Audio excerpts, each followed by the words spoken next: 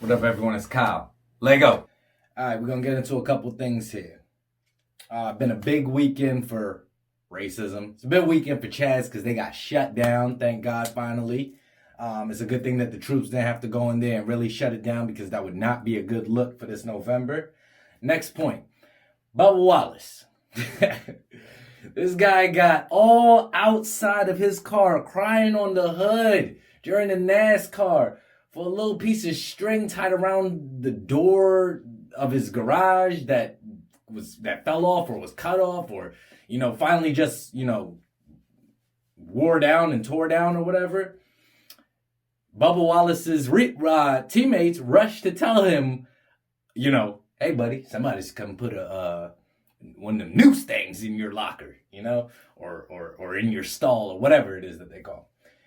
But Bubba Wallace is a line that brings about a couple of names. You have, of course, Jussie Smollet.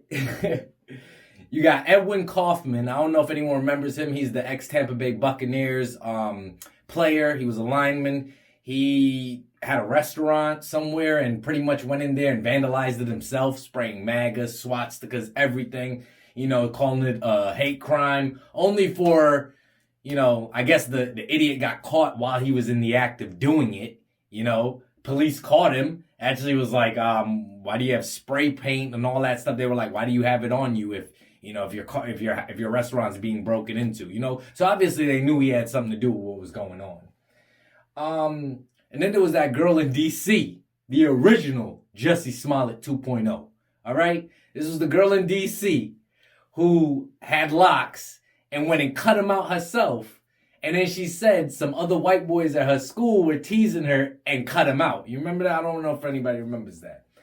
All right. My main point in saying all of this is it's not a good look for black culture. It's not a good look for black people. Like, we are constantly making ourselves look weak, very passive. We make ourselves look very offended, very sensitive. It's like, come on, man. I don't know about everyone else, but I have a kid looking up to me and I want more one day. And many people I know have kids or a kid looking up to them or a child or whatever's more PC nowadays. And what are they to see when they see their parents every time somebody says something to them? Oh, you can't come in here because you don't have on the right attire. Pull out your phone, make a World Star video. I'm about to go viral while I'm crying in the background. Like, come on, black people. We got to do better and we got to want better for ourselves. If a white person says the N-word to you, that's a wrap. That's a wrap. You know what I'm saying? White person says the N-word to the wrong black person, it's a wrap.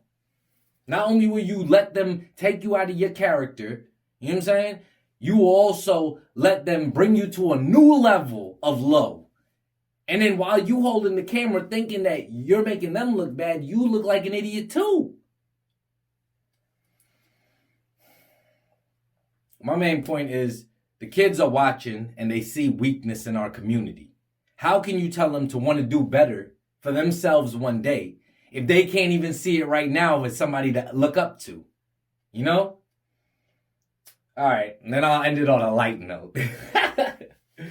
St. Louis couple listened to 50's advice and went and got the strap for them protesters, all right? First of all, you're not peaceful if you're breaking a gate to get into a gated private community to protest. That's not peaceful. It's not what Dr. Martin Luther King was about.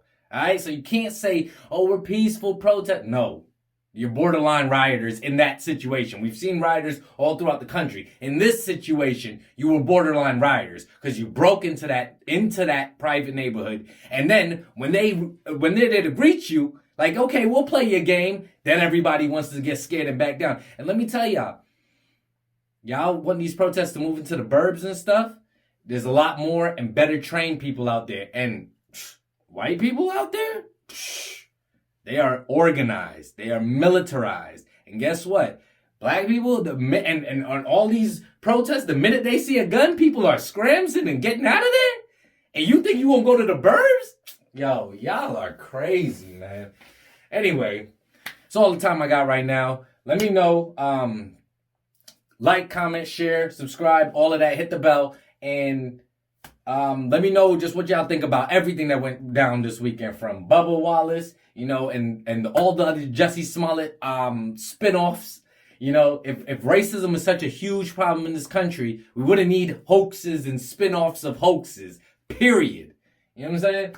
So let me know what you think about that. Let me know what you think about the sensitivity in the black community. How are our kids supposed to do better and rise up and be stronger than us when we ain't even strong to show them a good example? And then last thing, let me know what you think about Karen and Ken out in St. Louis holding it down for the gated community.